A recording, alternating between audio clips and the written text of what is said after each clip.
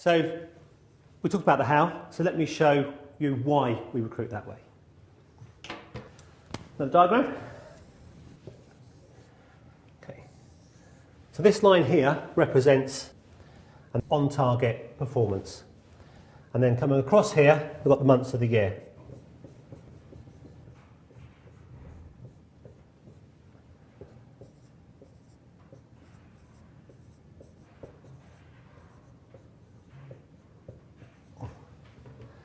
Okay, so in a normal sales role, mid-level sales role, takes normally about 4 to 6 months to achieve target.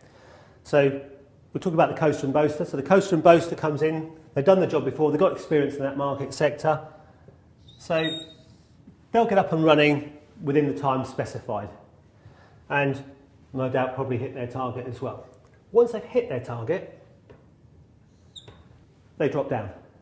Okay, and I'm going to come back to this point in a minute.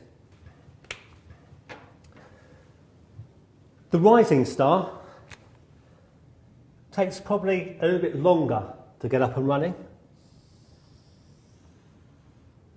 but they tend to peak higher than the coaster and boaster. And I'll come back to the reason why that is in a minute. But they too will drop down below target as well. And these are two areas that I'd like to speak about first. Are these here. When the coaster and boaster drops below target, what's the first thing that they think of? They think, I'm going to get fired. They think I'm going to be fired, and as a salesperson, it's not good to be fired. It's not good on the CV, not good for a track record, so they look to leave. They look for another job because they're a coaster and boaster. It's not their fault. It's not my fault I'm below target, it's the company, it's the product, it's the market. We're going through a recession. Yeah, our competitors have got better marketing than we have. All the reasons not to. So they look to leave. What does the rising star think when they go below target? Exactly the same. They think, I'm going to lose my job. The only difference is with the rising star thinks, I don't want to lose my job. I love this job. I've got passion for this. I had a strong desire to work here in the first place. So what the rising star does is they trade out of that situation. That's the reason why we recruit this way, one of the main reasons.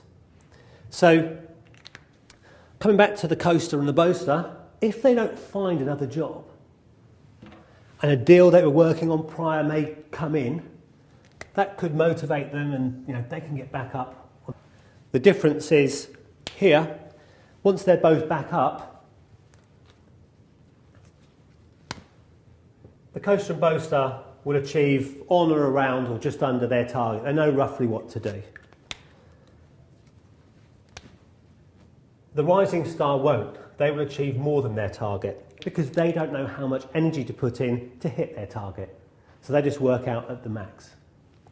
Now if we look at the reasons why the peaks are different between the coaster and boaster and the rising star, the coaster and boaster doesn't peak as high as the rising star for the simple reason they know the job, they understand what they need to do. So their effort and energy that they put in is commensurate with the performance they achieve.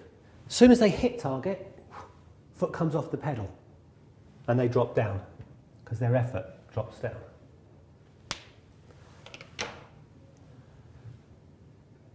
With the rising star, their effort is off the scale because they don't know how much effort to put in, so they just put everything they've got in all of the time. But when they hit target, they hit the target, it's like, wow, I've hit my target.